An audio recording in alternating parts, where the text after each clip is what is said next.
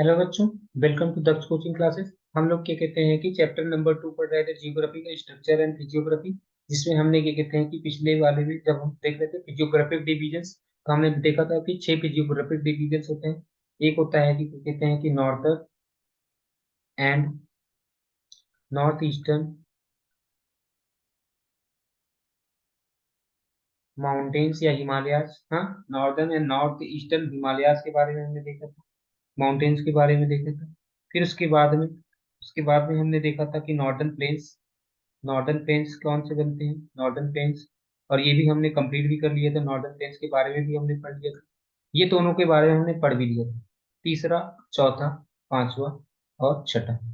तो ये तीसरा जो है उसका नाम है द पेनिनसुलर प्लेटू। तीसरे का जो नाम है द पेनिनसुलर प्लेटू। पेनिनसुलर प्लेटू के बाद में क्या कहते हैं कि अगला जो आ जाएगा उसका क्या कहते हैं कि नाम होगा द इंडियन डेजर्ट। फिर अगला जो आ जाएगा द इंडियन डेजर्ट के बाद में क्या कहते हैं, अगला आ जाएगा द कोस्टल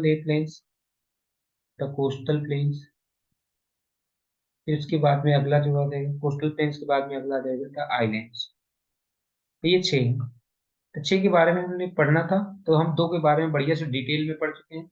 अब आज हमें जो स्टार्ट करना है पेनिनसुलर प्लेटू की बात, किसके बारे में स्टार्ट करना है, पेनिनसुलर प्लेटू। तो देखो, पेनिनसुलर प्लेटू कहाँ से राइज होता है।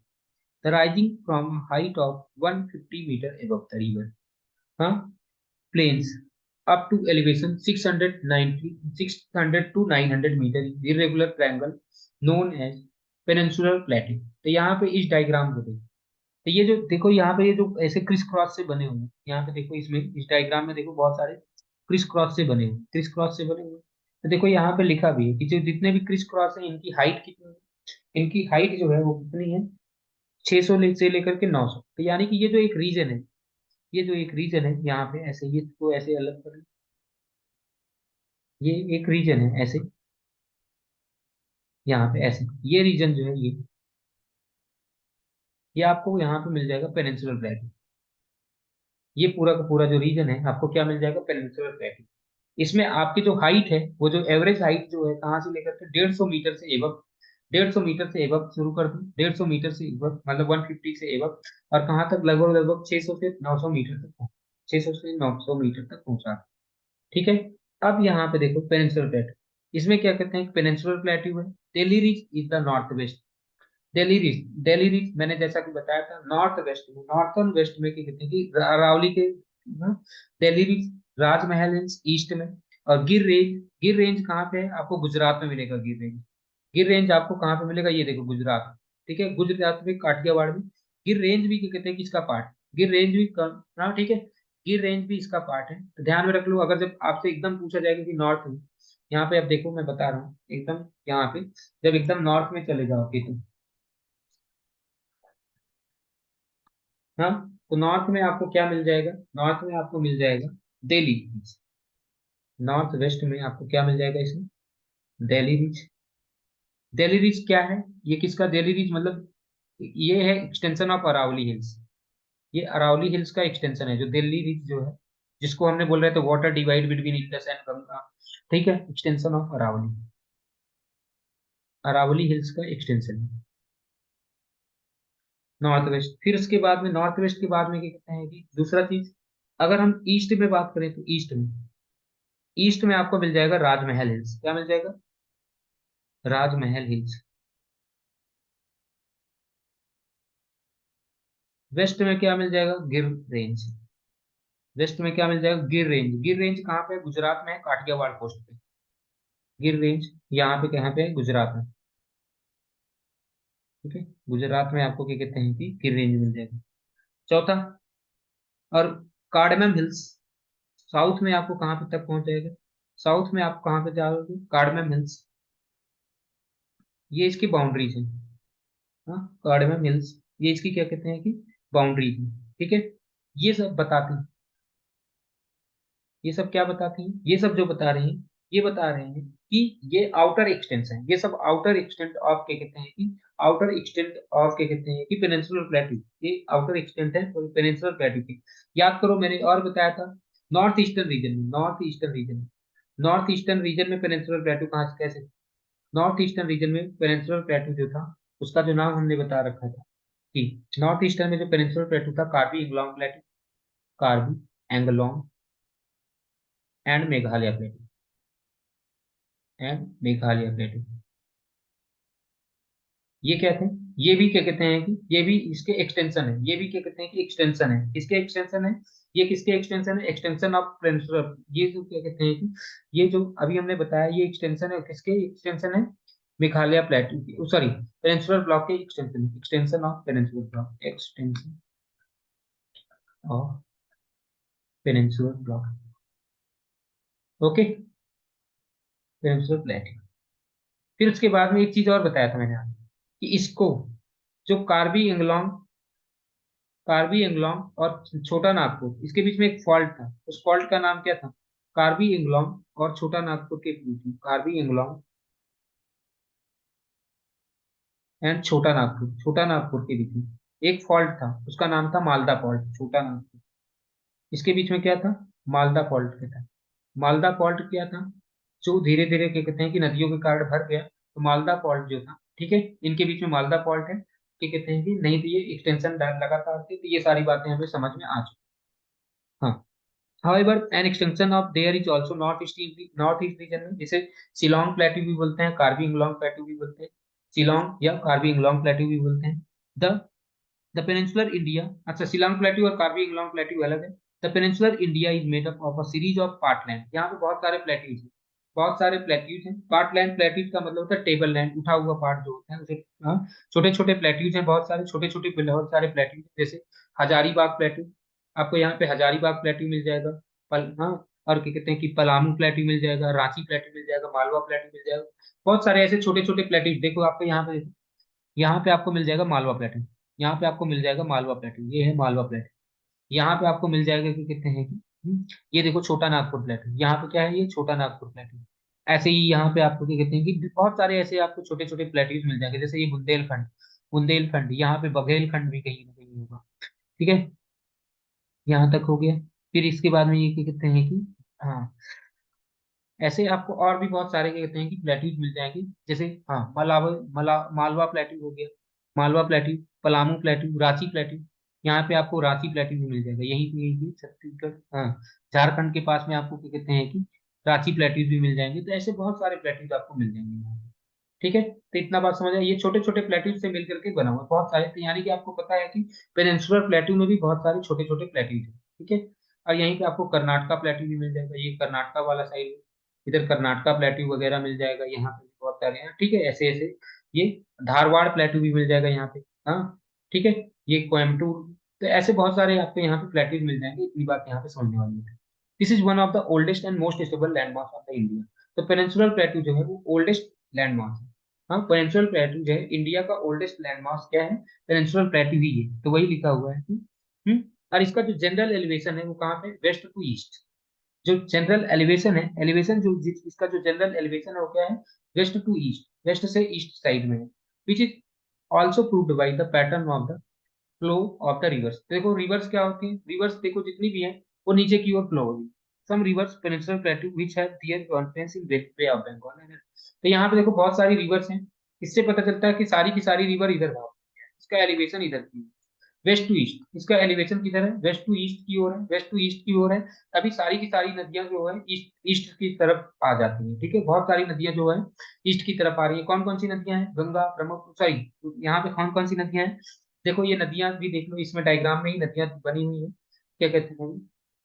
एक तो क्या कहते हैं कि महानदी है, यहाँ पे एक महानदी है जो छत्तीसगढ़ से निकलती है, महानदी। महानदी कहाँ से निकलती है? छत्तीसगढ़ से निकलती है। फिर यहाँ से ये देखो गोदावरी आ रही है, गोदावरी, नासिक के आसपास से गोदावरी मिल जाती है आपको, गोदावरी। फिर उसके बाद में आपको यहाँ पे क्या कहते हैं कि गोदावरी के बाद में कृष्णा, कावेरी, हाँ, कृष्णा, गोदावरी के बाद में आपको क्या मिल जाएगी? कृष्णा रिवर मिल जाएगी। कृष्णा रिवर के बाद में क्या कहते हैं कि कावेरी रिवर। आपको ये सब किधर जा रही है? कावेरी रिवर, ये सब किधर जा रही है? ये सब क्या कहते हैं कि ईस्टर्न साइड में ही तो जा रही है, सब ईस्टर्न साइड में जा रही है। अब कुछ ऐसी नदियां हैं जो वेस्ट साइड में जाती हैं, हाँ, वो छोटी नदियां होती हैं। तो ये सारी चीजें हमने देख ली है। ओके, तो इन्हें, हाँ, लेकिन हाँ, which are typical east flowing river but absent, हाँ, वेस्ट फ्लोइंग रिवर्स नहीं है। हाँ, यहाँ पे वेस्ट फ्लोइंग रिवर्स आपको कम मिलेंगे, यहाँ पे वेस्ट फ्लोइंग रिवर्स आपको कम मिलेगी, उसका रीजन यही है। अच्छा, ध्यान रख, यहाँ तक आपको समझ में आ चुका है। अब some of the important physiographic features of the region are, ये टॉर्स होते हैं, ब्लॉक माउंटेन्स होते हैं, रिफ्ट वैलीज। यहाँ पे आपको क्या कहते हैं, टॉर्स भी मिलेंगे, आपको यहाँ पे ब्लॉक माउंटेन्स भी मिलेंगे, आपको यहाँ पे रिफ्ट वैली भी मिलेंगे, यहाँ पे आपको स्कोर्स भी मिलेंगे, पेयर रॉकी स्ट्रक्चर्स भी मिलेंगे, यहाँ पे बहुत सारे आपको रॉकी स्ट्रक्चर्स भी मिलेंगे। इवन इवन इवन आपको यहाँ पे कुछ ड्राइट्स भी मिलेंगे, और यहाँ पे आपको कहते हैं कि हमॉकी हिल्स भी मिलेंगे। ठीक है, ये सब किसके कैरेक्टरिस्टिक है, पेनिनसुलर ब्लॉक के। तो आपको ये पूछा जा सकता है, the western and north western plateau of the, हाँ, जो वेस्टर्न और नॉर्थ वेस्टर्न प्लेट्यू जो है, इनका क्या कहते हैं, ये emphatic presence of black soil, यहाँ पे आपको ब्लैक सॉइल मिलेगी। ठीक है, जो नॉर्थ वेस्टर्न प्लेट्यू है या वेस्टर्न प्लेट्यू है, जो मालवा प्लेट्यू के आसपास का जो रीजन है, वहाँ पे आपको ब्लैक सॉइल मिलेंगे, जो महाराष्ट्र के पास है। ठीक है, इतना बात समझ में आ गया है। The peninsular plateau has undergone recurrent phases. Peninsular plateau में क्या कहते हैं कि बहुत सारे, हाँ, चेंजेस हुए हैं, हाँ, अपलिफ्टमेंट वगैरह हुआ, अपलिफ्टमेंट हुआ, सबमर्जेंस भी हुआ है। ठीक है, क्रस्टल फॉल्टिंग की वजह से, जैसे भीमा फॉल्ट। भीमा फॉल्ट कहाँ पे है, भीमा फॉल्ट क्या कहते हैं कि यहाँ पे आपको भीमा फॉल्ट मिलेगा यहाँ। ठीक है, यहाँ पे आपको भीमा फॉल्ट मिलेगा, यहाँ पे ये। ठीक है, यहाँ पे भीमा फॉल्ट मिलेगा, तो वही आपसे यहाँ पे बोला जा रहा है कि भीमा फॉल्ट जो है, ये बता रहा है कि यहाँ पे अपलिफ्टमेंट की वजह से क्या हो रहा है कि भीमा फॉल्ट भी बन गया। तो ये सारी चीजें, the spatial variations broad elements diversity, यहाँ पे बहुत सारे क्या कहते हैं कि रिलीफ, पेनिनसुलर प्लेटू में भी अलग अलग टाइप के रिलीफ है। हाँ, अलग अलग टाइप के रिलीफ फीचर्स हैं। तो फिर यहाँ पे आपको गॉर्जेस भी मिल जाएंगे, यहाँ पर भी आपको कुछ गॉर्जेस मिल जाएंगे। ठीक है, कुछ रेवाइंस एंड कुछ गॉर्जेस मिल जाएंगे आपको, ravines of Chambal, Bhind and ravines, मतलब थोड़ा सा खराब लैंड होता है तो उसे रेवाइंस बोला गया। Morena are some of the well known example, यहाँ पे आपको रेवाइंस, किसके किसके रेवाइंस मिल जाएंगे, चंबल, भिंड और क्या कहते हैं कि मोरेना के। ठीक है, इतना बात आपको समझ में आ चुका है कि पेनिनसुलर प्लेटू में आपको क्या क्या मिलने वाला है। तो यहाँ पे देखो, पेनिनसुलर प्लेटू में क्या हुआ कि कुछ जगह पे अपलिफ्टमेंट भी हुआ, कहीं कहीं पे कुछ जगह पे क्या हुआ, अपलिफ्टमेंट हुआ है, कहीं कहीं पे सबमर्जेंस भी हुआ है। हाँ, और जिसकी वजह से जब कोई अपलिफ्टमेंट और सबमर्जेंस, कोई चीज उठ रहा है, कोई चीज डूब रहा है, तो इसकी वजह से क्या हुआ, क्रस्टल फॉल्टिंग होगा। इसकी वजह से क्या हुआ, क्रस्टल फॉल्टिंग है, फ्रैक्चर्स हुआ। इसका एक एग्जांपल है भीमा फॉल्ट। भीमा फॉल्ट आपको महाराष्ट्र में मिलेगा। भीमा फॉल्ट आपको किस स्टेट में मिलेगा, महाराष्ट्र में मिलेगा। ठीक है, ये किसकी वजह से होता है, जब साइस्मिक एक्टिविटीज होती है, यानी कि भूकंप वगैरह आता है तब होता है। इतना बात आपको समझ में आ चुका है। These special variations have brought the elements in diversity of relief and peninsular plateau। इसके peninsular plateau में मतलब कि बहुत सारे चेंजेस आए। ठीक है, जैसे रेवाइंस, अब आपको यहाँ पे गॉर्जेस वगैरह भी मिल जाएंगे, यहाँ पे आपको क्या मिल जाएंगे, गॉर्जेस वगैरह भी मिल जाएंगे, रेवाइंस मिल जाएंगे। तो ravines of Chambal, Bhind and Morena, ये सब इसके एग्जांपल्स हैं। तो पेनिनसुलर प्लेटू को हमने तीन पार्ट में डिवाइड किया। पेनिनसुलर प्लेटू को तीन पार्ट में डिवाइड किया गया है। एक का नाम है डेक्कन प्लेटू, एक का नाम है सेंट्रल हाईलैंड, और एक का नाम है, हाँ, एक का नाम है डेक्कन प्लेटू, एक का नाम है सेंट्रल हाईलैंड, और एक का नाम है नॉर्थ ईस्टर्न प्लेटू। ठीक है, तीन प्लेटूज, हाँ, तीन प्लेटूज हैं, इनको हम समझते हैं कौन कौन से। एक है डेक्कन प्लेटू, एक का नाम है, क्या नाम है, डेक्कन प्लेटू। तो यहाँ पे देखते हैं डेक्कन प्लेटू कहाँ। डेक्कन प्लेटू मतलब कि ये वाला पार्ट हो गया, ये ये यहाँ पे डेक्कन प्लेटू। हाँ, सतपुड़ा रेंज के साउथ में, सतपुड़ा रेंज के साउथ में जो भी प्लाट होगा उसे डेक्कन प्लेटू बोलेंगे। ठीक है, सतपुड़ा रेंज के साउथ में, तो डेक्कन प्लेटू की बात करते हैं। This is bordered by western ghat in west. Satpura के वेस्ट में क्या कहते हैं कि, सतपुड़ा के वेस्ट में वेस्टर्न घाट मिलेगा, और ईस्ट में आपको क्या कहते हैं, ईस्टर्न घाट मिलेगा, और नॉर्थ में आपको सतपुड़ा, मैकाल रेंज और महादेव हिल्स मिलेंगे।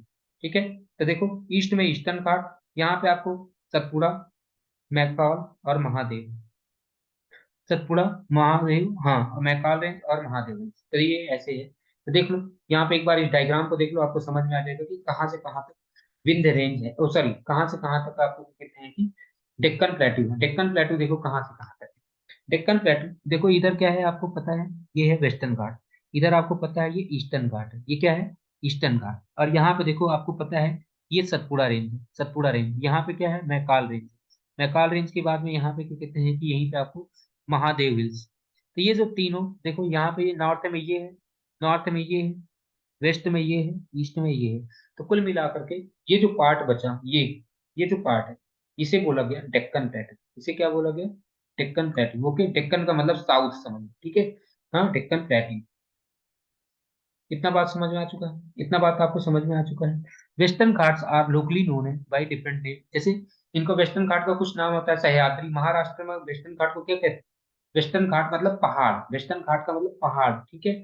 जो पहाड़ है वेस्ट साइड में, उनको महाराष्ट्र में वेस्टर्न घाट का क्या नाम है? सह्याद्री।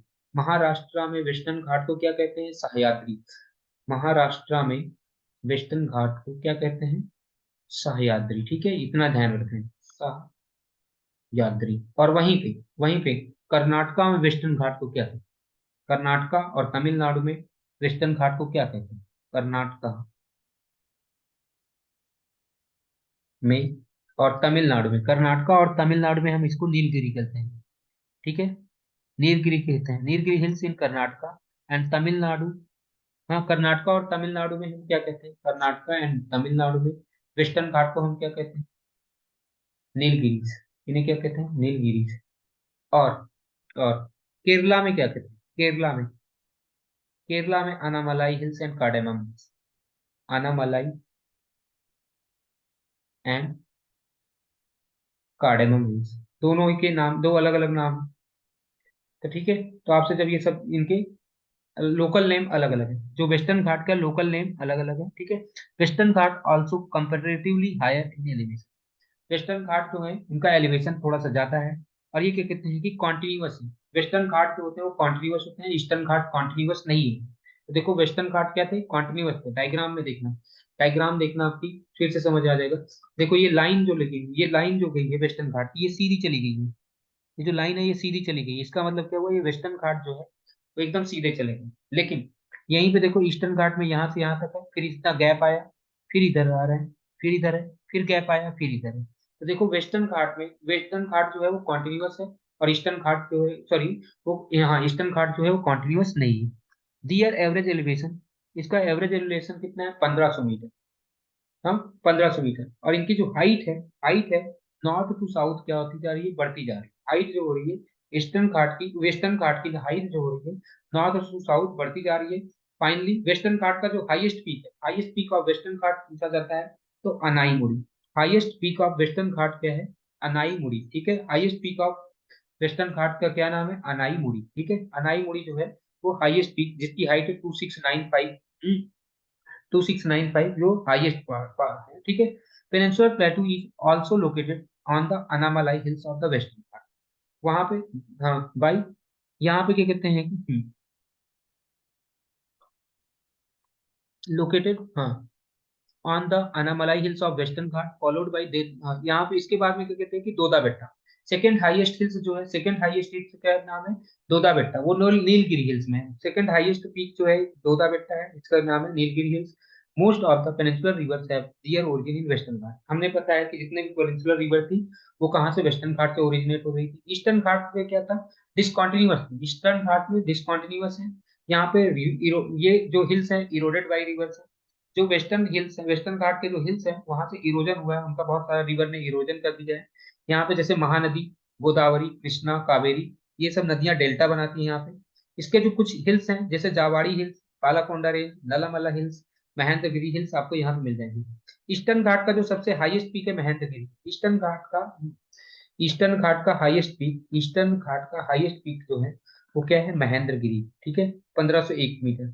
महेंद्रगिरी 1501 मीटर, ठीक है, 1501 मीटर महेंद्रगिरी। इतना बात समझ में आ गया है आपको? ठीक है। ईस्टर्न घाट में जो क्या कहते हैं कि आपको यहाँ पे डायग्राम में देखिए, ये है, यहाँ पे आपको महेंद्रगिरी मिल जाएगा। हाँ, हाईएस्ट पीक है ये 1501, ठीक है। आपको यहाँ पे क्या कहते हैं कि बहुत सारे और टाइप के हिल्स मिल जाएंगे, अनामड़ाई, दोदा बेट्टा मैंने आपको बता ही दिया, नीलगिरी में है, ठीक है। तो ये हो गया, इतना बात आपको समझ में आ चुकी है, इतना बातें तो आपको क्लियर समझ में आ चुकी है। ओके, तो ये हो गया डेक्कन प्लेटू की बात कर लिया। ये हमने किसकी बात कर लिया? डेक्कन प्लेटू की बात कर ली। नीलगिरी ईस्टर्न एंड वेस्टर्न घाट में चीज। अब आपसे पेपर में पूछा जा सकता है कि वेस्टर्न घाट और ईस्टर्न घाट कहाँ पे मिलते हैं? दोनों ही मिलते हैं नीलगिरी हिल्स में। ईस्टर्न घाट और वेस्टर्न घाट कहाँ पे मिलते हैं? नीलगिरी हिल्स में मिलते हैं। ओके। अब अगला जो क्वेश्चन आता है हमारा सेंट्रल हाईलैंड। तो देखो सेंट्रल हाईलैंड्स कहाँ पे? सेंट्रल हाईलैंड्स की जब मैं बात करता हूँ तो ये इस डायग्राम में सेंट्रल हाईलैंड्स की बात कर रहे हैं। अब देखो, जब हम बात करेंगे सेंट्रल हाईलैंड्स की, एक मिनट, हाँ, सेंट्रल हाईलैंड की जब हम बात करेंगे तो ये कहाँ से कहाँ तक है इसको समझते हैं। देखो, इस डायग्राम में देखा, ये है सेंट्रल हाईलैंड। अब इसके सतपुड़ा रेंज के अभी तक हम कहाँ थे, नॉर्थ में थे। अभी तक सॉरी, सतपुड़ा रेंज के अभी तक हम जो बात कर रहे थे वो साउथ में थे। अब जो क्या कहते हैं कि यहाँ पे आएगा, सतपुड़ा रेंज के अभी तक हम साउथ में थे। अब ये आपको मिलेगा यहाँ पे, ये होगा, इसको हम बोलेंगे, ठीक है, central highland. Central highland they are bounded by the west by Aravali hills. West में, सेंट्रल हाईलैंड के वेस्ट में क्या है, सेंट्रल हाईलैंड की जब मैं बात कर रहा हूँ, अब हम बात कर रहे हैं सेंट्रल हाईलैंड की। सेंट्रल हाईलैंड्स में जब हम बात करते हैं सेंट्रल हाईलैंड्स की, तो सेंट्रल हाईलैंड्स में क्या कहते हैं कि वेस्ट में देखो, वेस्ट में आपको मिलेंगी अरावली हिल्स। क्या मिलेंगी, अरावली हिल्स। और क्या कहते हैं कि सतपुड़ा रेंज, साउथ में क्या मिलेगा, सतपुड़ा रेंज, सतपुड़ा रेंज। बहुत सारे यहाँ पे प्लेट्यूज मिलेंगे आपको। हाँ, बहुत सारे क्या कहते हैं कि प्लेट्यूज मिलेंगे। फिर उसके बाद में क्या कहते हैं कि, हाँ, फिर और क्या कहते हैं कि ये दिस फॉर्म्स द, हाँ, north western boundary of the Deccan plateau. Hmm. अब फिर उसके बाद में क्या कहते हैं कि यहाँ पे आपको ये बातें, यहाँ से देखें, यहाँ पे मैंने क्या बताया कि वेस्ट में क्या है, अरावली रेंज है। Satpura range is formed by the series of scarped plateaus in south. South में आपको सतपुड़ा रेंज मिलेगा, जिसकी हाइट जो है वो 600 से 900 मीटर है, जिसकी हाइट जो है 600 से 900 मीटर है। This forms the northern most boundary of Deccan plateau. तो देखो, अगर इस डायग्राम को देखा जाए तो, इस डायग्राम को देखा जाए तो मैंने बताया था अभी आपको कि इधर देखो, इधर ये है अरावली रेंज, इधर से इधर, इधर, इधर, अगर इन सब प्लेट्यूज को छोड़ दिया जाए तो मैंने बताया था इसके इस पार में, इसके साउथ में आपको क्या मिल जाता था, डेक्कन प्लेट्यू। तो डेक्कन प्लेट्यू, इसके ऊपर जो आपको डेक्कन प्लेट्यू, इसके ऊपर आपको जो मिलेगा वो क्या है, सेंट्रल हाईलैंड। इसको क्या नाम है, सेंट्रल हाईलैंड। इसका क्या नाम है, सेंट्रल हाईलैंड। ओके, इतना बात आपको पता चल चुका है कि सेंट्रल हाईलैंड कहाँ पे है। फिर उसके बाद है, it is classic example of relict mountains. यहाँ पे रेलिक्ट माउंटेन्स है, which is highly denuded and form a discontinuous ranges. यहाँ पे आपको बहुत सारे डिसकंटिन्यूअस रेंजेस मिल जाएंगे। यहाँ पे आपको बहुत सारे क्या मिलेंगे, डिसकंटिन्यूअस। ये रिलिक्ट माउंटेन के एग्जांपल है, ये रेलिक्ट माउंटेन के एग्जांपल है, और यहाँ पे आपको ये डिसकंटिन्यूअस रेंजेस मिल जाएंगे, ठीक है। ये क्या है, रेलिक्ट माउंटेन के एग्जांपल, यहाँ पे ये रेलिक्ट माउंटेन के एग्जांपल्स हैं, और जिसमें आपको क्या कहते हैं कि जिसमें जिसमें आपको क्या कहते हैं कि कैसे, डिसकॉन्टिन्यूअस रेंज। जो बहुत सारे जो प्लेट्यूज हैं, या जो रेंजेस हैं, या हिल्स हैं, वो या पीक्स हैं, वो डिसकॉन्टिन्यूअस है। क्या है, डिसकॉन्टिन्यूअस, ठीक है। इतना बात आपको समझ में आ चुका होगा, इतना तो समझ में आ चुका है। अब आगे देखते हैं। दिस फॉर्म्स द नॉर्थ, अच्छा सॉरी, यहाँ पे हमने बताया कि ये रेलिक्ट माउंटेन से बने होते हैं, जो हाईली डिन्यूटेड है। क्या है, डिन्यूटेड। फिर उसके बाद में हमने क्या बताया, आगे हमने extension of the peninsular plateau can be seen as far है जैसलमेर इन वेस्ट। इसका जो आपको क्या कहते हैं कि, इसका जो आपको क्या कहते हैं कि इसका एक्सटेंशन कहाँ पे दिख जाएगा, वेस्ट में, जैसलमेर में। जहाँ पे क्या कहते हैं कि बहुत सारे आपको सैंड के रिजेस मिलेंगे। क्या, किसके मिलेंगे, सैंड के रिजेस। सैंड मतलब क्या होता है, सैंड मतलब बालू। जहाँ पे क्या कहते हैं कि आपको बहुत सारे क्या कहते हैं कि सैंड रिजेस मिलेंगे, सैंड रिजेस मिलेंगे। और जहाँ पे आपको बर्चन, बर्चन्स क्या होते हैं, मैंने पढ़ा रखा है। बर्चन जो होते हैं वो क्रेसेंट शेप्ड मून्स होते हैं। क्रेसेंट शेप्ड मून्स, ऐसे ऐसे आपको मतलब कि क्रेसेंट शेप्ड, सॉरी, हाँ, क्रेसेंट शेप्ड ड्यून्स होते हैं। क्रेसेंट शेप्ड ड्यून्स, मून्स नहीं, क्रेसेंट शेप्ड ड्यून्स होते हैं, जो मतलब चंद्रमा के जैसे बने हुए हैं। तो वो क्या कहते हैं कि उन्हें क्या बोला गया है, उन्हें क्या बोला गया है, उन्हें बोला जाता है बर्चन। तो आपको यहाँ पे बर्चन्स वगैरह भी मिल जाएंगे। यहाँ पे आपको क्या कहते हैं कि बर्चन्स वगैरह भी मिल जाएंगे। फिर उसके बाद में, दिस रीजन है अंडरगॉन मेटामॉर्फिक प्रोसेस। जैसे जियोलॉजिकल हिस्ट्री में इसमें क्या कहते हैं कि बहुत सारे क्या कहते हैं कि चेंजेस हुए हैं, बहुत सारे चेंजेस हुए हैं, ठीक है, ठीक है। अब यहाँ तक आपको समझ में आ चुका है metamorphic processes, geological history which can be corroborated by presence of metamorphic rocks. यहाँ पे आपको मार्बल, स्लेट और क्या कहते हैं कि नाइसेस मिल जाएंगे। सेंट्रल हाईलैंड में मेटामॉर्फिक प्रोसेसेस हुए हैं, मेटामॉर्फिक प्रोसेसेस हुए हैं, जहाँ पे आपको क्या मिल जाएंगे, हाँ, मेटामॉर्फिक प्रोसेसेस हुए हैं, जिसकी वजह से क्या कहते हैं कि आपको यहाँ पे मेटामॉर्फिक रॉक्स मिल जाएंगे, मेटामॉर्फिक रॉक्स मिल जाएंगे, जो कि कहते हैं कि जैसे मार्बल हो गया और स्लेट हो गया, ग्नाइसिस यहाँ पे आपको मिल जाएंगे। ठीक है, पेनिनसुलर प्लेटू का एक्सटेंशन कहाँ तक हुआ है? वेस्ट में हुआ है जैसलमेर। कहाँ तक? जैसलमेर में। और यहाँ पे आपको सैंड लॉन्गिट्यूडनल सैंड रिजेस मिल जाएंगे, क्रेसेंट शेप्ड ड्यून्स मिल जाएंगे, सैंड ड्यून्स। सैंड ड्यून्स जो क्रेसेंट शेप्ड सैंड ड्यून्स होते हैं उन्हें बर्चन्स बोला गया है। उन्हें क्या बोला गया है? बर्चन्स बोला गया है। ओके, इतना बात समझ में आ चुका हो? इतना सब बात समझ में आ चुका होगा। अब आगे थोड़ा सा और आगे चलते हैं। General elevation of central highland. जो सेंट्रल हाईलैंड का जो जनरल एलिवेशन वो कितना है? 700 से लेकर के 1000 मीटर। जो 700 से लेकर के 1000 मीटर तक है। इसका जो क्या कहते हैं कि जनरल, क्या कहते हैं कि जनरल हाइट, जैसे डेक्कन प्लेटू का जनरल हाइट कितना था? 600 से लेकर के 900। 600 से 900। वैसे ही सेंट्रल हाईलैंड का कितना है हाइट? लगभग लगभग 700 से लेकर के 1000 मीटर तक। कितना है? 700 से लेकर के 1000 मीटर। आगे, ये हो गया। It slopes towards north. इसका जो स्लोप है वो किधर है? North side. इसका स्लोप देखो, अगर देखा जाए सेंट्रल हाईलैंड का स्लोप देखा जाए तो नॉर्थ साइड। कैसे पता चलेगा कि नॉर्थ साइड में है? तो देखो यहाँ पे जो सेंट्रल हाईलैंड हमने बताया था इतना रीजन, सेंट्रल हाईलैंड ये वाला रीजन था। तो देखो नदियां किधर जा रही? इधर इधर जा रही। ऑब्वियस सी बात है कि नॉर्थ साइड में, तभी तो ऊपर से नीचे नदी जाएगी ना, ऊपर से नीचे नदी जाएगी। इससे पता चल रहा है कि इसका जो, हाँ, इसका जो स्लोप है, इसका जो स्लोप है वो टूवर्ड्स किधर है? इसका जो स्लोप है वो नॉर्थ साइड में। ठीक है, नॉर्थ साइड में या नॉर्थ ईस्टर्न डायरेक्शन में इसका स्लोप। इसका स्लोप किधर है? नॉर्थ ईस्टर्न डायरेक्शन में, या, हाँ, ठीक है। इसका जो स्लोप है वो नॉर्थ ईस्टर्न डायरेक्शन में है, इसी वजह से। ठीक है, इसी वजह से जितनी भी नदियां हैं, जैसे यमुना की देखो यहाँ पे 4 नदियां हैं। यमुना की जो 4, ये जैसे चंबल, चंबल बेतवा, चंबल हो गया, सिंध हो गया, बेतवा हो गया, केन हो गया। चंबल, सिंध, बेतवा, केन। ये चंबल, सिंध, ये बेतवा और ये केन। तो ये सब जो रिवर्स हैं, ये कहाँ से? इधर की जा रही है, इधर ही तो जा रही है। यानी कि ये जितनी भी यमुना की जो ट्रिब्यूटरीज हैं, ये जो यमुना की ट्रिब्यूटरीज हैं, ये इनका ओरिजिन कहाँ पे हुआ है? विंध्य या कैमूर रेंजेस में हुआ है। कहाँ पे इनका, इनका जो जो बनावट है, ये कहाँ से, क्या कहते हैं कि ओरिजिन हुई है? इनका जो ओरिजिन हुआ है वो कहाँ से हुआ है? ठीक है, बैनस एक रिवर है, जो कि कहते हैं कि वो चंबल की ट्रिब्यूटरी है। बैनस जो है वो चंबल की ट्रिब्यूटरी है। वो कहाँ से? अरावली से स्टार्ट होती है। वो कहाँ से स्टार्ट होती है? अरावली से। बनास रिवर कहाँ से स्टार्ट होती है? कहाँ से उसका ओरिजिन है? बनास रिवर किसकी, पूछ लेता है पेपर में कि बनास रिवर किसकी ट्रिब्यूटरी है, तो बनास रिवर किसकी ट्रिब्यूटरी है? वो है, बनास रिवर ट्रिब्यूटरी है चंबल की। जो कहाँ से जनरेट होती है, कहाँ से स्टार्ट होती है? अरावली से। बनास रिवर कहाँ से ओरिजिनेट होती है? अरावली से। ठीक है, चंबल कहाँ से ओरिजिनेट होती है? हाँ, ठीक है, ये हो गया। The eastern extension of central highland is by the Rajmahal hills. या जो इसका एक्सटर्नल एक्सटर्नल यहाँ तक ये कहाँ तक पहुंच गया है? राजमहल हिल्स तक, यहाँ तक पहुंच चुका है। यहाँ तक सेंट्रल हाईलैंड यहाँ तक पहुंच चुका है, राजमहल हिल्स तक पहुंच चुका है। To the south which large reserve of, यहाँ पे आपको मिनरल रिसोर्सेज मिल जाएंगे। क्या कहाँ मिल जाएंगे? छोटा नागपुर प्लेटू में आपको क्या मिल जाएंगे? बहुत सारे मिनरल रिसोर्सेज मिल जाएंगे। छोटा नागपुर प्लेटू में आपको बहुत सारे, छोटा नागपुर प्लेटू में बहुत सारे आपको क्या कहते हैं कि, हाँ, छोटा नागपुर में क्या कहते हैं कि आपको, क्या कहते हैं, बहुत सारे वो मिल जाएंगे। छोटा नागपुर में आपको बहुत सारे, क्या कहते हैं कि, वो मिनरल रिसोर्सेज वाले प्लेट्यूज मिल जाएंगे। ठीक है, इतना बात हमने पढ़ लिया। 2 पार्ट तो हमने पढ़ लिया। अब तीसरा आता है नॉर्थ ईस्टर्न प्लेट्यू।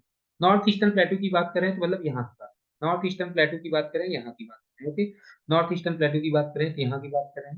अब समझते हैं। It fact it is the extension of main peninsular plateau का एक्सटेंशन है, जिसको हमने बताया था मालदा फॉल्ट से अलग हुआ है। मालदा फॉल्ट के कारण वो अलग हुआ है। It is believed due to the force, हाँ, due to the force exerted by north eastward movement of the Indian plate. जब इंडियन प्लेट, क्या कहते हैं कि, टकराई है, जब इंडियन प्लेट टकराती है तो उसकी वजह से एक फॉल्ट क्रिएट हुआ। किसके बीच में? राजमहल हिल्स और मेघालय प्लेटू के बीच में, जिसका नाम है, उस फॉल्ट का नाम है मालदा फॉल्ट। तो मालदा फॉल्ट ने क्या किया है? मालदा फॉल्ट ने क्या किया है? इसको क्रिएट कर दिया। मालदा फॉल्ट ने क्या किया कि इसको अलग कर देते हैं। लेटर दिस डिप्रेशन, अब क्योंकि ये जो मालदा फॉल्ट है यहाँ, मैंने पहले भी बता रखा है कि मालदा फॉल्ट यहाँ पे बना। यहाँ पे आपको पता होना चाहिए कि ये राजमहल हिल्स है, ये राजमहल हिल्स है, यहीं पे राजमहल हिल्स।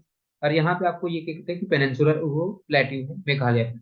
इसके बीच में यहाँ पे आपको बन गया था मालदा फॉल्ट। लेकिन ये मालदा फॉल्ट, ये जो बीच में, जहाँ पे मैं बता रहा हूँ, देखना रेड कलर से अभी मार्क कर रहा हूँ मालदा फॉल्ट, यहाँ पे बन गया था मालदा फॉल्ट। लेकिन ये मालदा फॉल्ट कैसे भर गया?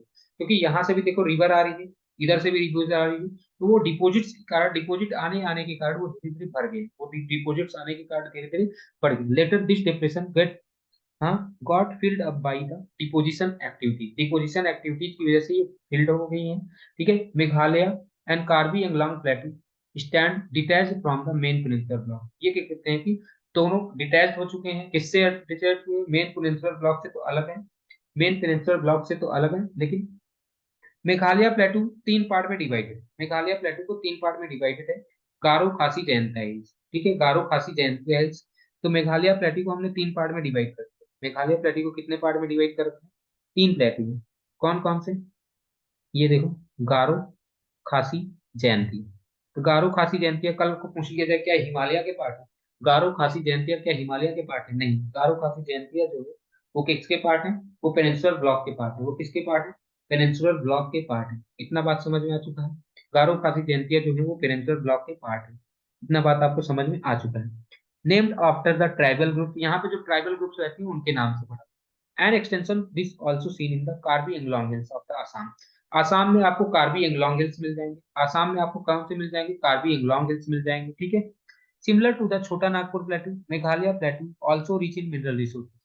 यहाँ पर भी मेघालय प्लेटू में भी आपको कोल, आयरन ओर, हाँ, सिल्मेनाइट एंड लाइम स्टोन और यूरेनियम वगैरह मिल जाएंगे।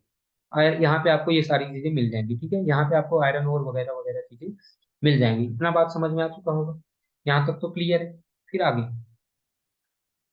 इतना बात आपको समझ में आ चुका है कि यहाँ पे लाइम स्टोन, यूरेनियम, यहाँ पर भी जैसा आपको मैंने बताया कि जिसमें जैसा छोटा नागपुर प्लेटू में मिल जा रहा है, वैसे आपको मेघालय प्लेटू में भी ये सारी चीजें मिल जाएंगी। क्या, कोल, आयरन, सिलिमेनाइट और क्या कहते हैं लाइम स्टोन और uranium. This area receive maximum rainfall. याद करो मैंने बताया था जब साउथ वेस्ट मानसून आएगा तो सबसे ज्यादा बारिश कहाँ पे होती है, चिरापुंजी में होती है। सबसे ज्यादा बारिश कहाँ पे होती है, चेरापूंजी में होती है। देखो पहले क्या होता था, चेरापूंजी में सबसे ज्यादा बारिश होती थी, फिर मासेड्राम में हुआ था भी सबसे ज्यादा बारिश होती, अब फिर से सबसे ज्यादा बारिश चेरापूंजी में, पूरी दुनिया में सबसे ज्यादा बारिश यहीं पे होती है। ठीक है, as a result the Meghalaya plateau highly eroded surface, इसकी वजह से क्योंकि यहाँ पे बहुत ज्यादा बारिश हो रही है तो मेघालय प्लेटू में बहुत ज्यादा इरोजन होता है, मेघालय प्लेटू में बहुत ज्यादा इरोजन होता है, जहाँ पे आपको बेयर रॉकी, बेयर मतलब होता है कि न्यूड, बेयर मतलब होता है ड्यूड, मतलब कि कहते हैं ढके हुए नहीं है। तो अब बेयर रॉकी सरफेस यहाँ पे आपको कोई परमानेंट वेजिटेशन नहीं दिखाई देगा, परमानेंट वेजिटेशन नहीं दिखाई देगा क्योंकि बहुत ज्यादा बारिश होती है, जिसकी वजह से क्या कहते हैं कि वहां पे कोई भी ज्यादातर, तो ये एकदम खाली है। ठीक है, तो अब हमारा क्या कहते हैं कि तीसरा रिलीफ फीचर भी खत्म हुआ, प्लेट्यूज। प्लेट्यूज को हमने तीन पार्ट में बांट दिया था, सेंट्रल हाईलैंड, प्लेट्यूज को हमने तीन पार्ट में बांट दिया था, सेंट्रल हाईलैंड और क्या कहते हैं कि डेक्कन प्लेट्यू। सेंट्रल हाईलैंड देखो, ये सेंट्रल हाईलैंड है, ये देखो इस डायग्राम में ये जो ये है सेंट्रल हाईलैंड। हाँ, इसके इस साइड में हमने बताया था कि ये डेक्कन प्लेट्यू था। हाँ, इधर क्या था, डेक्कन प्लेट्यू, और यहाँ पे आपको क्या मिल गया, यहाँ पे आपको मिल गया, ये देखो ये मेघालय प्लेट्यू है। यहीं पे आसाम में आपको क्या मिल जाएगा, कार्बी एंगलोंग प्लेट हिल्स मिल जाएंगे। तो ये दोनों ही क्या कहते हैं कि north eastern, north eastern plateau. तो मेघालय प्लेट्यू को हमने तीन पार्ट में डिवाइड कर रखा है, मेघालय प्लेट्यू को हमने तीन पार्ट में डिवाइड कर रखा है। इतनी बातें हमें समझ में आ चुकी हैं। अब हम थोड़ा सा और आगे चलते हैं। मेघालय प्लेट्यू खत्म होने के बाद में द इंडियन डेजर्ट क्या आ गया, अगला टॉपिक जो आ गया हमारा क्या आ गया, इंडियन डेजर्ट। इंडियन डेजर्ट आपको पता है कि कहाँ पे है, इंडियन डेजर्ट आपको पता है कि कहाँ पे है। हाँ, इंडियन डेजर्ट जो है वो कहाँ पे है, वेस्ट में, north west of the Aravali. Indian west, Indian desert यहाँ पे आपको मिल जाएगा north west of the Aravali range. Indian desert आपको कहाँ पे मिल जाएगा, ये अरावली रेंज है, इसके नॉर्थ वेस्ट रीजन में, ये नॉर्थ वेस्ट रीजन में ये आपको क्या मिल जाएगा, इंडियन डेजर्ट मिल जाएगा। यहाँ पे आपको क्या मिल जाएगा, इंडियन डेजर्ट। ओके, यहाँ तक क्लियर है, यहाँ तक आपको क्या मिल जाएगा, अरावली रेंज के नॉर्थ वेस्ट डायरेक्शन में क्या कहते हैं कि आपको क्या कहते हैं, ग्रेट इंडियन डेजर्ट मिलेगा। It is land of undulating topography. यहाँ पे क्या कहते हैं कि अनड्यूलेटिंग का मतलब होता है जो सेटल्ड नहीं, डॉटेड विद लॉन्गिट्यूडनल ड्यून्स। आपको यहाँ पे बर्चन्स भी मिल जाएंगे, लॉन्गिट्यूडनल ड्यून्स भी मिल जाएंगे। यहाँ पे आपको बर्चन्स भी मिल जाएंगे, लॉन्गिट्यूडनल भी ड्यून्स भी मिल जाएंगे। बर्चन्स क्या होते हैं मैंने बता रखा है, क्रेसेंट शेप्ड ड्यून्स होते हैं, क्रेसेंट शेप्ड सैंड ड्यून्स जो होते हैं उन्हें बर्चन बोला गया। ठीक है, this region receives low rainfall. यहाँ पे जो क्या कहते हैं कि लगभग लगभग एक साल में 150 mm या 15 सेंटीमीटर से भी कम बारिश होती है। एक साल में यहाँ पे 15 सेंटीमीटर से भी कम बारिश होती है। 15 सेंटीमीटर का मतलब 150 mm से भी कम बारिश होती है। हेंस ये क्या होता है, यहाँ पे एरिड क्लाइमेट है। एरिड क्लाइमेट का मतलब होता है सूखा क्लाइमेट है, यहाँ पे एरिड क्लाइमेट है, एरिड क्लाइमेट का मतलब सूखा है, और जहाँ पे कोई भी वेजिटेशन नहीं होगा।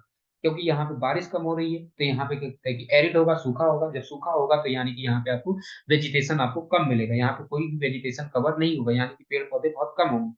It is because of this characteristic, क्योंकि यहाँ पे पेड़ पौधे नहीं है, इसलिए इसको क्या बोला जाता है, मरुस्थली बोला जाता है, क्योंकि यहाँ पे पेड़ पौधे वगैरह नहीं है और यहाँ पे बारिश बहुत कम होती है, क्योंकि यहाँ पे एरिड रीजन है, तो इसके लिए इसको क्या बोला जाता है, मरुस्थली बोला जाता है। क्या बोला जाता है? मरुस्थली बोला जाता है। ठीक है, यहाँ तक बात समझ में आए?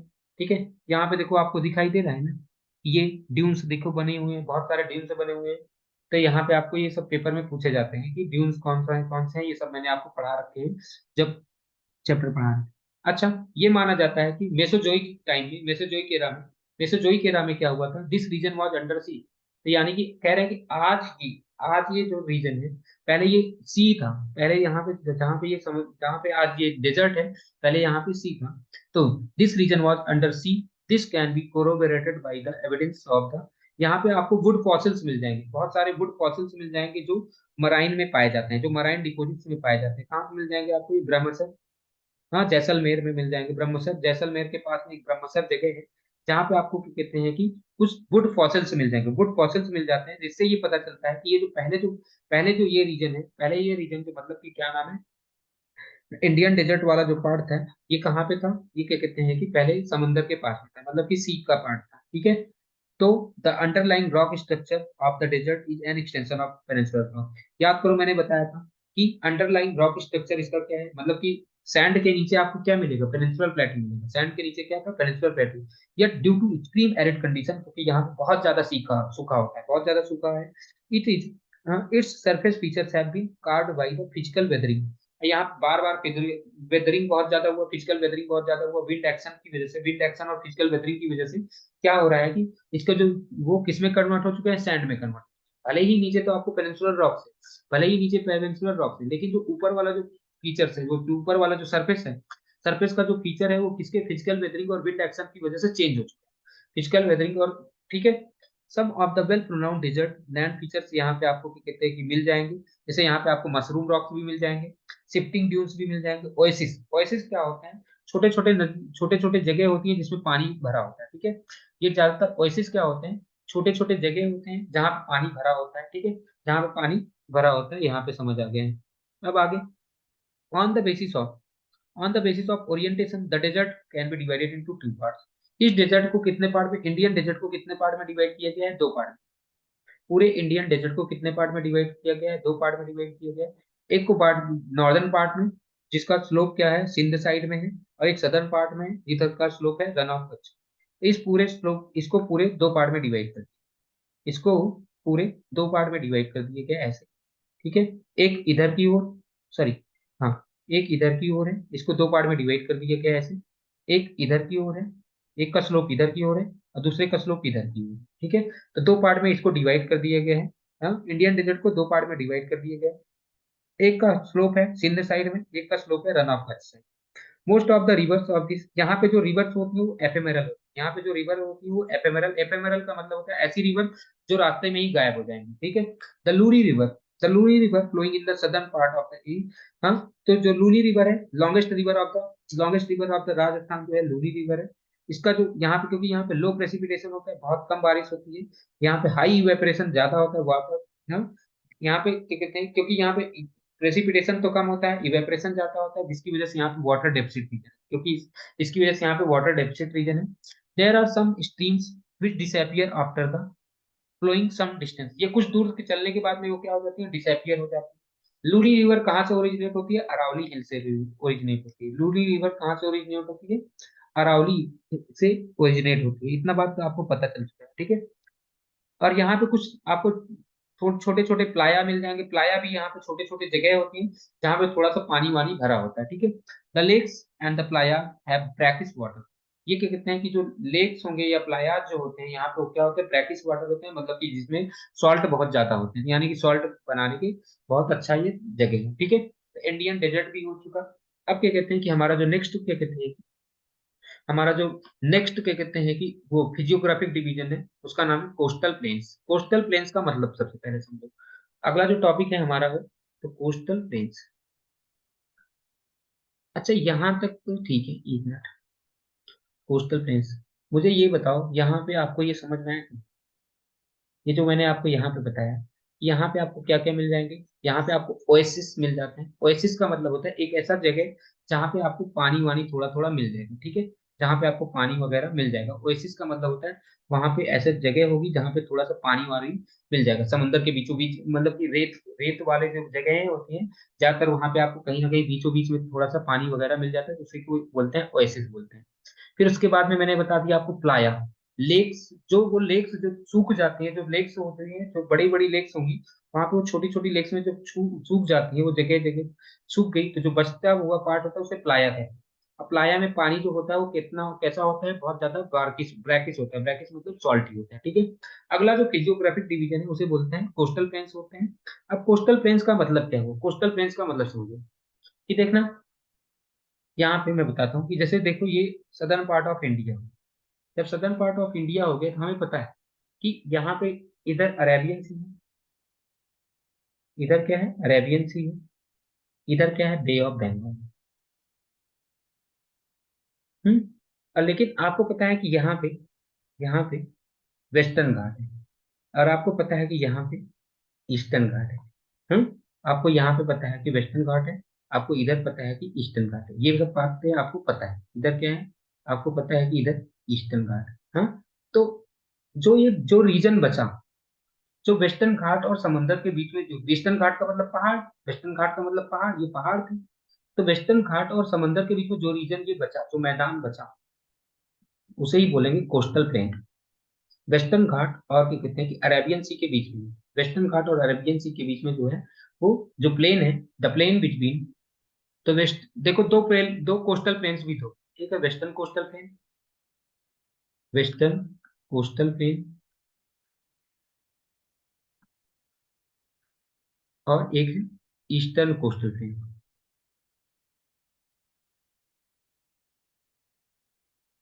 ठीक है। एक है वेस्टर्न कोस्टल प्लेन, एक है ईस्टर्न कोस्टल प्लेन, तो एक एक के बारे में समझते हैं हम। कोस्टल प्लेन्स के बारे में तो सबसे पहला जो पढ़ेंगे वेस्टर्न कोस्टल प्लेन के बारे में। वेस्टर्न कोस्टल प्लेन, जब मैं बात करूंगा वेस्टर्न कोस्टल प्लेन की, तो जब मैं बात करूंगा वेस्टर्न कोस्टल प्लेन की, तो अब मुझे बताना कि अगर हम देखें कि वेस्टर्न कोस्टल प्लेन की बात करता हूं, तो तो क्या होता है कि, यानी कि ये बता दो कि it lies between western Ghat and Arabian sea. Western Ghat और अरेबियन सी के पास में है। वेस्टर्न घाट और अरेबियन सी के बाद में ये क्या कहते हैं, बीच में जो बचा बचा हुआ जो एरिया है, उसे क्या बोलते हैं, उसे क्या बोलते हैं, यहाँ पे मैंने अभी बताया था, यहाँ पे मान लो ये वेस्टर्न घाट है, तो इधर आपको क्या कहते हैं, इधर आपको ये जो रीजन है, ये वाला जो रीजन है, यही है वेस्टर्न कोस्टल प्लेन। यही है क्या कहते हैं कि western coastal plane. Second point है, ये तो पहला पॉइंट है। सेकेंड पॉइंट, यहाँ पे क्या कहते हैं कि ये सबमर्ज्ड कोस्टल प्लेन है। किसका एग्जांपल है, submerged coastal plain. Western coastal plain जो होता है वो सबमर्ज्ड है, submerged coastal plain. Submerged coastal plain को क्या बोला जाता है, सबमर्ज्ड कोस्टल प्लेन को एक और प्लेन बोला जाता है रिट्रीटिंग प्लेन्स। इसे क्या बोलते हैं, हाँ, ये सबमर्ज्ड मतलब क्या होता है कि डूबा हुआ है, डूबा हुआ। तो इस पे क्या कहते हैं कि इसकी वजह से क्या होता है, ये हार्ड रॉक से बने, किससे बने होते हैं, हार्ड रॉक्स,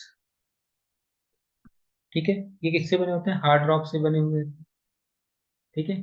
और ये क्या कहते हैं कि ये जो कोस्टल प्लेन्स होते हैं ये retreating coastal planes, retreating coastal planes, ठीक है। इतना बात आपको पता चलता है। ये कोस्टल प्लेन्स क्या होते हैं, रिट्रीट करते रहते हैं, मतलब पीछे की ओर जा रहे हैं, यानी कि ये वेस्ट डूबे हुए हैं। अब क्योंकि ये डूबे हुए हैं, तो इसकी वजह से क्या हो, इसका माना जाता है कि जो एक द्वारका जो जगह है, द्वारका, द्वारका जो थी वो वेस्टर्न कोस्टल प्लेन पे ही था, वो डूब गया, वो सबमर्ज हो चुका। वो क्या हुआ, वो पहले वो इंडियन मेनलैंड का पार्ट था, इंडियन मेनलैंड का पार्ट था, इंडियन मेनलैंड का पार्ट था, वो क्या हो गया, सबमर्ज हो गया। ये द्वारका सिटी क्या था, वो सबमर्ज हो चुकी है। उसी पे ये वेस्ट कोस्ट पे था, ये वेस्ट कोस्ट पे था, तो पेपर में पूछा जा सकता है सिटी ऑफ द्वारका कौन से कोस्ट पे था, तो वेस्ट कोस्ट पे था। ये माना जाता है कि वो क्या हो चुका, वो सबमर्ज हो चुका। अब यहाँ पे सोचो, अब क्योंकि ये इसको देखना, इसमें देखना, क्योंकि ये जो है वेस्टर्न कोस्टल प्लेन के पास में क्या कहते हैं कि सबमर्ज वाला है। तो due to submerge, due to this condition, इसकी वजह से due to submergence of, due to submergence, submergence की वजह से क्या होता है, submergence, due to submergence, submergence की वजह से क्या हो रहा है, इट इज नैरो बेल्ट। यानी कि ये क्या कहते हैं कि ज्यादा चौड़ा नहीं है, ज्यादा जगह नहीं है इसके बीच में। मतलब कि क्या कहते हैं कि ईस्टर्न घाट, सॉरी, वेस्टर्न घाट और क्या कहते हैं कि समंदर के बीच में ज्यादा गैप नहीं है, यानी कि एक नैरो बेल्ट है। अब क्योंकि नैरो बेल्ट है और ये एंड इट प्रोवाइड्स, क्योंकि ये सबमर्ज हो चुका है, इसकी वजह से it provides natural condition, natural condition for formation of port, natural condition for development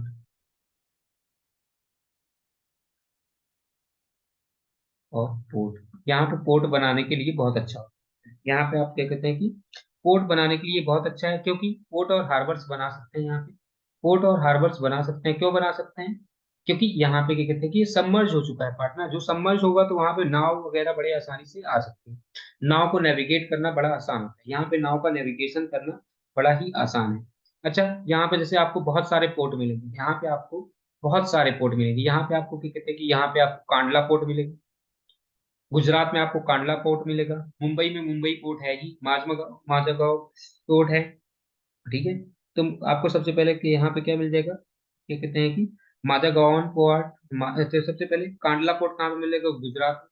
Gujarat में आपको कैसा पोर्ट मिल जाएगा, कांडला पोर्ट। ठीक है, कहते हैं कि माझागांव, हाँ, माझागांव पोर्ट आपको कहाँ पे मिल जाएगा, माझागांव पोर्ट आपको कहाँ पे मिल जाएगा, मुंबई में मिल जाएगा। मुंबई में ही आपको जवाहरलाल नेहरू पोर्ट मिल जाएगा, मुंबई में ही जवाहरलाल नेहरू पोर्ट मिल जाएगा। मारमा गांव, गोवा में क्या कहते हैं, गोवा में आपको मारमा गांव पोर्ट मिल जाएगा। फिर उसके बाद में आप थोड़ा सा और चले जाओ, क्या कहते हैं कि मैंगलोर पोर्ट हो जाएगा, कोचीन पोर्ट। इधर कुछ पोर्ट हैं, इधर के पोर्ट के नाम से हमें पता चलते हैं।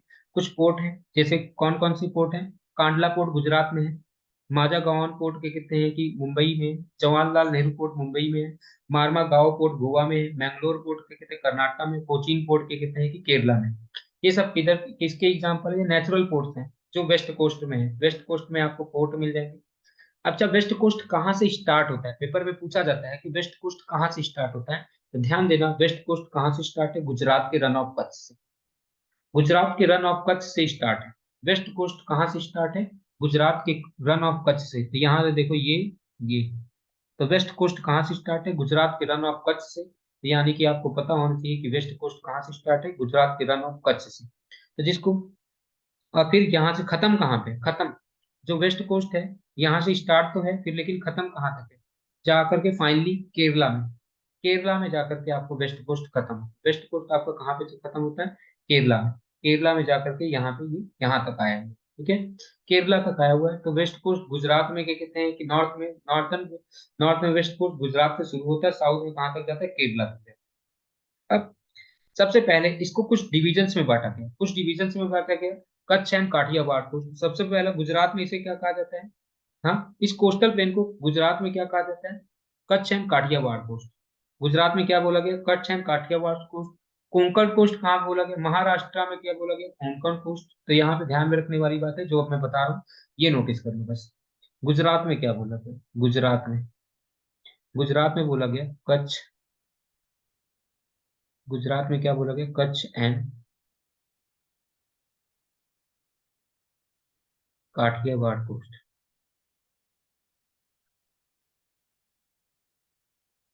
गुजरात में इसको क्या बोला गया, गुजरात में क्या बोला गया इसको, कच्छ एंड काठियावाड़ कोस्ट बोला गया। गुजरात में क्या बोला गया, कच्छ एंड काठियावाड़ कोस्ट बोला गया। और महाराष्ट्र में क्या बोला गया, महाराष्ट्र में क्या बोला जाता है, और क्या कहते हैं कि महाराष्ट्र एंड गोवा में भी मान लो, महाराष्ट्र एंड गोवा में मिलाकर के बोलते हैं कोंकण कोस्ट। क्या बोलते हैं, कोंकण कोस्ट, क्या बोलते हैं, कोंकण कोस्ट बोला जाता है। फिर क्या कहते हैं कि गोवान कोस्ट कहाँ पे बोला जाता है? कर्नाटका में क्या बोला जाता है? कर्नाटका में बोला जाता है गोवान कोस्ट। कर्नाटका में कहा क्या क्या बोला जाता है? गोवान कोस्ट बोला जाता है। और केरला में मालाबार कोस्ट बोला जाता है। केरला में क्या नाम है इसका? मालाबार कोस्ट। ठीक है। तो ये किसके किसके नाम है? ये कोस्ट के नाम है। ये किसके नाम है? कोस्ट के नाम है। इतना बात आपको समझ में आ चुका है। इसके इसके कोस्ट के नाम आपको समझ में आ चुके हैं। फिर उसके बाद में वेस्टर्न कोस्टल प्लेन्स जो है। हाँ। The western coastal plains are narrow in middle. Western coastal plain जो है बीच में तो नैरो, बीच में देखो यहाँ पे क्या कहते हैं कि नैरो है, और ईस्ट और साउथ में क्या कहते हैं कि यहाँ पे देखो बीच में एकदम वेस्टर्न कोस्ट प्लेन। यहाँ पे आपको देखो, यहाँ पे नोटिस करो, यहाँ पे गैप ज्यादा नहीं है, यहाँ पे गैप ज्यादा नहीं है, यहाँ पे गैप ज्यादा नहीं है। लेकिन इधर जाते जाओगे तो गैप बढ़ता गया है, इधर भी जाते जाओगे तो थोड़ा सा गैप बढ़ता गया। यानी कि बीच में तो नैरो है, बीच में वेस्टर्न कोस्टल प्लेन जो है बीच में तो नैरो है, लेकिन क्या कहते हैं कि ब्रॉडर टूवर्ड्स नॉर्थ और साउथ में जाने पे वो ब्रॉडर होता है। नॉर्थ और साउथ में जाने पे वो ब्रॉड होता है। ठीक है। The rivers flowing through the coastal plain do not form any delta. जो यहाँ पे जो इधर जो रिवर्स बनती है, जो वेस्टर्न कोस्टल प्लेन में जो रिवर्स फ्लो होती है, जो वेस्टर्न कोस्टल प्लेन में जो रिवर फ्लो होती है, क्या वो कोई डेल्टा बनाती है? कभी नहीं, कोई डेल्टा नहीं बनाती है, क्योंकि उसमें कोई ज्यादा डिपॉजिट्स नहीं होते, तो उसमें डिपॉजिट्स नहीं होते, इसलिए वो डेल्टा नहीं बनाती है। The Malabar coast has got certain distinguish features. यहाँ पे आपको क्या बन जाती है? काइल्स होते हैं। मालाबार कोर्स में अब आपसे पेपर में पूछा जा सकता है कि कायल्स क्या होते हैं। तो कायल्स जो होते हैं वो बैक वाटर्स होते हैं। कायल्स क्या होते हैं? कायल्स क्या होते हैं? बैक वाटर्स होते हैं। ये कहाँ पे आपको मिलेंगे? मालाबार कोस्ट। मालाबार कोस्ट मतलब केरला में मिलेंगे। बैक वाटर्स आपको कहाँ पे मिलेंगे? केरला में मिलेंगे। बैक वाटर्स कहाँ पे मिलेंगे? केरला में मिलेंगे। यहाँ पे इनलैंड नेविगेशन किया जाता है, फिशिंग की जाती है, और साथ में ही क्या कहते हैं कि ये टूरिस्ट के लिए अट्रैक्शन है। ठीक है। कायल्स जो होते हैं वो बैक वाटर्स हैं। बैक वाटर्स आपको केरला में मिल जाएंगे, जो समुद्र से आया हुआ पानी है बीचों बीच में। और यहाँ पे आपको नेहरू ट्रॉफी वल्लमकली बोट रेसिंग होती है। नेहरू ट्रॉफी वल्लमकली बोट रेसिंग कहाँ पे होती है? यहाँ पे पुन्नमाड़ा कायल्स में। पुन्नमाड़ा कायल कहाँ पे है? केरला में। और कायल्स क्या होते हैं? बैक वाटर्स होते हैं। इतना आपको पता होगा। ठीक है। अब हम बात करते हैं, अभी तक हमने बात किया था वेस्टर्न कोस्टल प्लेन। अभी तक हमने जो बात किया था वो वेस्टर्न कोस्टल प्लेन था। अब अगर हम बात करें ईस्टर्न कोस्टल प्लेन, इसकी बात करें, eastern coastal plane, eastern coastal plane की जब मैं बात करता हूं, जब ईस्टर्न कोस्टल प्लेन की बात किया जाता है, it lies between eastern ghat and eastern ghat and bay of Bengal. ठीक है। और ये क्या कहते हैं कि सबमर्जेंस नहीं है, ये इमरजेंस कोस्ट है। ये इमरजेंस कोस्ट है। यहाँ के जो रॉक्स है वो सॉफ्ट रॉक्स, जिसको क्या बोलते हैं कि इसको एडवांसिंग एडवांसिंग कोस्टल प्लेन भी कहते हैं। एडवांसिंग कोस्टल प्लेन्स भी कहते हैं। एडवांसिंग कोस्टल प्लेन्स कहते हैं। यहाँ पे जो रॉक्स है वो सॉफ्ट रॉक्स हैं, सॉफ्ट रॉक्स हैं। और साथ साथ में ध्यान रखने वाली बात ये है कि एडवांसिंग होते हैं। और यहाँ पे क्या कहते हैं, क्योंकि ये इमरजेंस है, तो यहाँ पे पोर्ट वोर्ट बनाना मुश्किल है, पोर्ट कम बनाने के चांसेस होते हैं। ठीक है। यहाँ पे पोर्ट कम बनाने के चांसेस हैं। और ध्यान रख लो ये वाइडर होते हैं। ये क्या होते हैं? वाइडर है।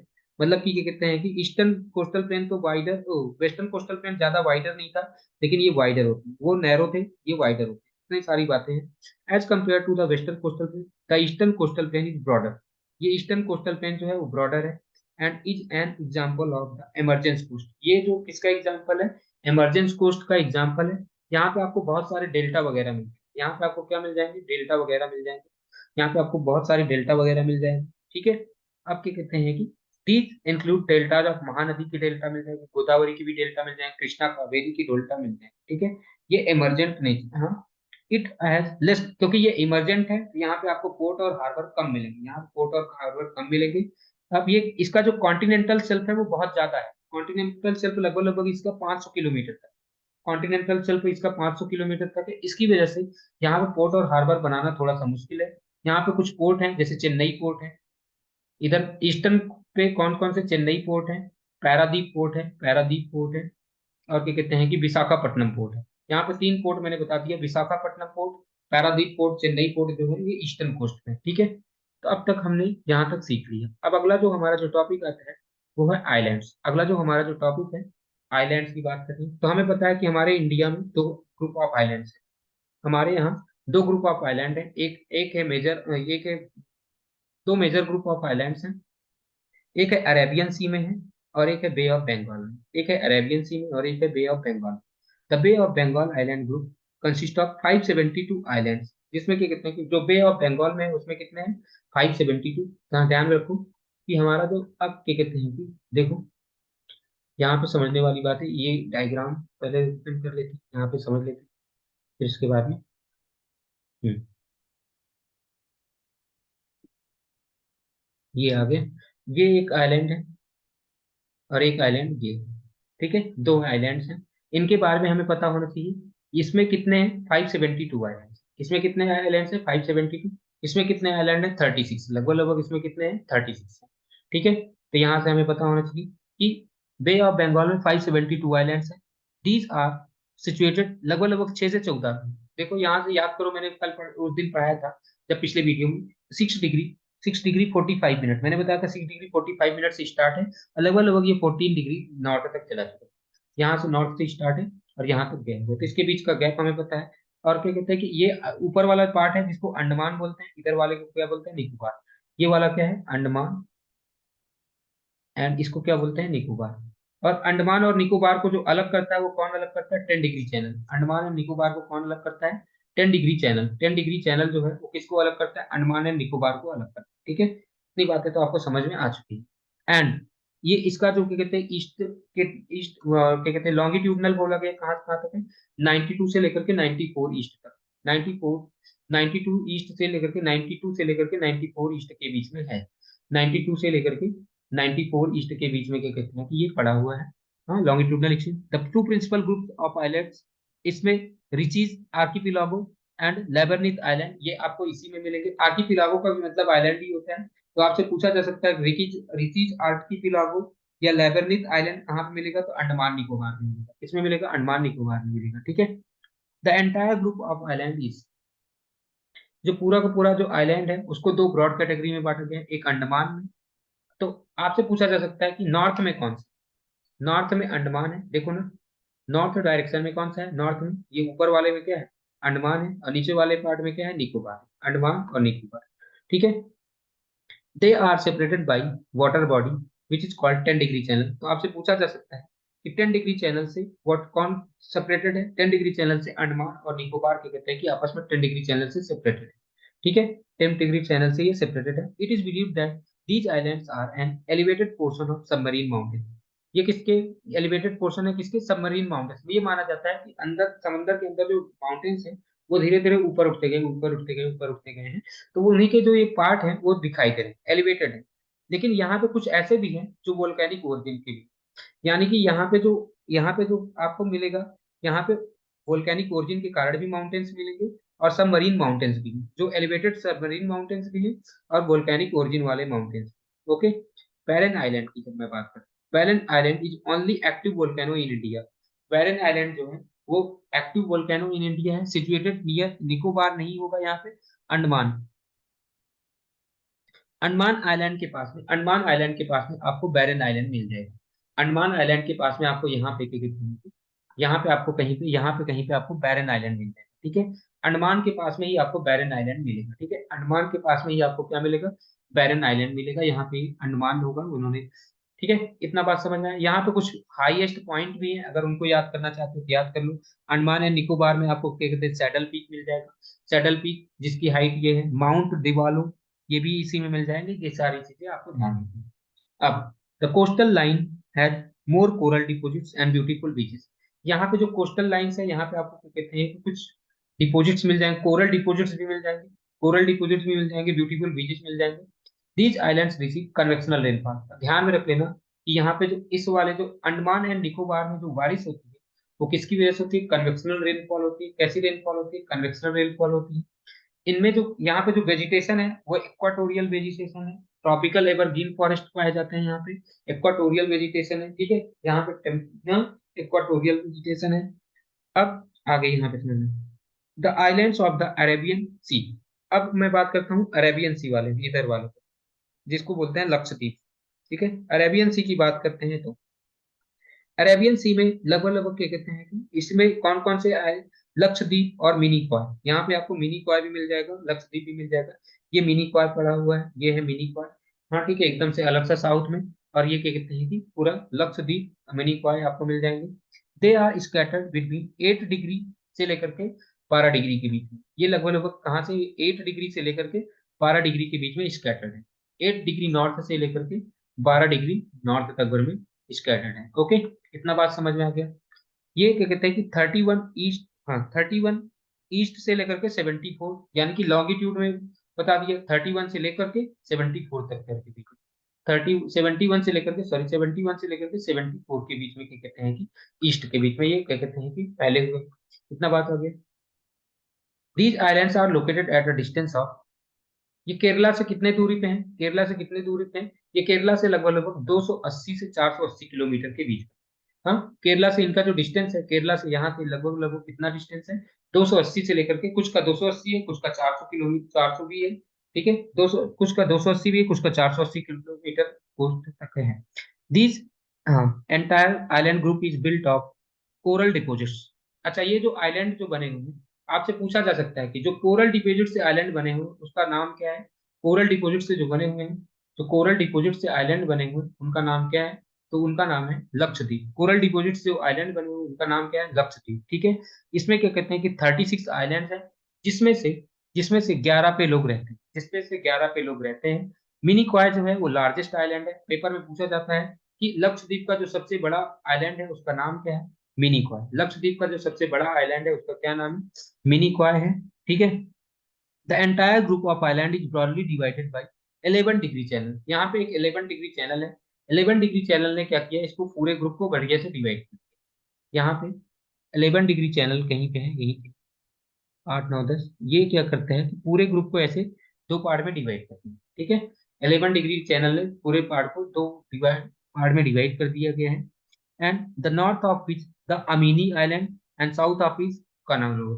तो उसके नॉर्थ में, तो ठीक है, 11 डिग्री के नॉर्थ में अमीनी आइलैंड होगा और 11 डिग्री के साउथ में कैनानोर आइलैंड है। ठीक है, और अगर आपसे बात किया जाए 9 डिग्री चैनल की बात, 10 डिग्री तो हमने बात कर लिया, 10 डिग्री बात कर लिया। अब जब बात करता है 9 डिग्री चैनल, तो 9 डिग्री चैनल ने क्या किया है, 9 डिग्री चैनल ने मिनी क्वाई को 9 डिग्री चैनल ने मिनी क्वाई को लक्षद्वीप से अलग, 9 डिग्री चैनल ने मिनी कॉय को लक्षद्वीप से अलग किया है, ध्यान रखना। अब पेपर में पूछा जाता है तो 9 डिग्री चैनल जो है मिनी कॉय को लक्षद्वीप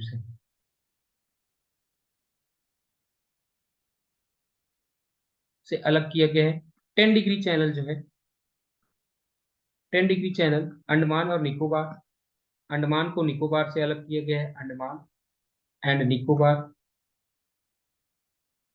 8 डिग्री चैनल जो है वो क्या कहते हैं कि समझ लो लक्षद्वीप को या मिनी कॉय को, हाँ, मालदीव से अलग किया है। मिनी कॉय को मालदीव से अलग किया है, मालदीव से अलग किया है।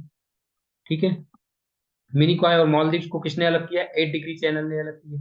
9 डिग्री चैनल ने क्या किया, 9 डिग्री चैनल ने क्या किया, क्या कहते हैं कि लक्षद्वीप को दो पार्ट में डिवाइड कर दिया है। लक्षद्वीप को दो पार्ट में डिवाइड कर दिया, जिसके जिसके नॉर्थ में क्या कहते हैं कि अमीनी आइलैंड है और जिसके साउथ में कैननोर आइलैंड है। इतना बात तो समझ में आ चुका होगा। ठीक है, the islands of the this archipelago है स्टॉर्म बीचेस। जो यहाँ के जो आइलैंड है उसमें क्या कहते हैं, स्टॉर्म बीचेस हैं, स्टॉर्म बीचेस हैं, जहाँ पे unconsolidated pebbles, singles, कॉबल्स and boulders मिलते हैं। ठीक है, यहाँ पे स्टॉर्म बीचेस है। इतना बात समझ आया। ये किससे बना हुआ है, ये किससे बना हुआ है, ये भी बता दिया था मैंने। ये किससे बना हुआ था, ये बना हुआ है, क्या नाम है, कोस्टल डिपोजिट से, सॉरी कोरल डिपोजिट से बना हुआ है। ये किससे बना हुआ था, कोरल डिपोजिट से बना। इतना बात आपको समझ आ गया। अब इस चैप्टर के लास्ट में मैं कुछ पॉइंट्स लिखवा देना चाहता हूँ, ये बताना चाहता हूँ कि देख, क्योंकि यहाँ पे देखा जाए तो अलग अलग फिजियोग्राफिक डिवीजन, अलग अलग फिजियोग्राफिक डिवीजन थे, सबके अपने अपने यूज, हाँ सबके अपने अपने यूनिक फीचर्स हैं, सबके अपने अपने यूनिक फीचर हैं। तो देखो, और सब एक दूसरे के क्या होते हैं, कॉम्प्लीमेंट होते हैं। जैसे माउंटेन्स, अगर मैं जब बात करता हूँ माउंटेन्स की, माउंटेन्स में क्या है, ये mountains are the major source of, major mountains are the major source of water. Water सबसे ज्यादा कहाँ से आता है? माउंटेन से आता है। माउंटेन से वाटर आ जाएगा। मेजर सोर्स ऑफ वाटर क्या कहते हैं कि माउंटेन से major source of water. Mountain से आपको वाटर मिल जाएगा एंड फॉरेस्ट मिल जाएगा। फॉरेस्ट मिल जाएगा। हाँ, माउंटेन से आपको फॉरेस्ट और क्या कहते हैं कि वाटर मिल जाता है। इतना बात समझ में आ गया? इतना बात समझ में आ गया? अब आगे। और वहीं पे जब मैं बात करता हूँ नॉर्दर्न प्लेन्स की, नॉर्दर्न प्लेन्स में हम खेती कर सकते हैं आसानी से। नॉर्दर्न प्लेन्स की जब मैं बात करता हूँ तो नॉर्दर्न प्लेन्स में हम क्या कर सकते हैं, क्योंकि ये फर्टाइल होता है। हाँ, are the granaries of the country, are the granaries. यहाँ से आपको क्या कहते हैं कि अनाज उगा सकते हैं। यहाँ से आप क्या कर सकते हो? अनाज उगा सकते हो, ग्रेनरीज ऑफ द कंट्री। और जब मैं बात करता हूँ प्लेट्यूज की, प्लेट्यूज क्या होते हैं? मिनरल्स वगैरह होते हैं। प्लेट्यूज की जब मैं बात करता हूँ, प्लेट्यूज में आपको क्या मिलेंगे? Store house of minerals, store house of. Plateaus में आपको मिनरल्स वगैरह मिल जाएंगे, मिनरल्स एंड ये कहते हैं कि which is used by, which are used by industrials. Industries के द्वारा इनको यूज किया जाता है, ठीक है। इंडस्ट्रीज के द्वारा इन मटेरियल्स को यूज कर लिया जाता है। फिर उसके बाद में जो कोस्टल रीजन्स हैं, कोस्टल रीजन्स में मछलियां वगैरह, कोस्टल रीजन्स में क्या आ जा रहा है? कोस्टल रीजन्स में अगर मैं देख रहा हूँ तो fishing, fishing and port activities, and port activities. तो मतलब सबके अपने अपने इंपॉर्टेंस है, सबके अपने अपने इंपॉर्टेंस है। तो इस प्रकार से इनका देखा जाए तो हमारे देश के डेवलपमेंट में कहीं ना कहीं ये फीचर्स कहीं ना कहीं बहुत ज्यादा जरूरी है। ये सारे के सारे फीचर्स हमारे देश के डेवलपमेंट में बहुत ज्यादा जरूरी है। तो इस प्रकार से ये हमारा चैप्टर क्या कहते हैं कि खत्म हुआ। उम्मीद करता हूँ कि यहाँ तक आपको बढ़िया से समझ में आया होगा। जो भी नहीं समझ में आया होगा कमेंट करके आप पूछ लीजिएगा। ओके।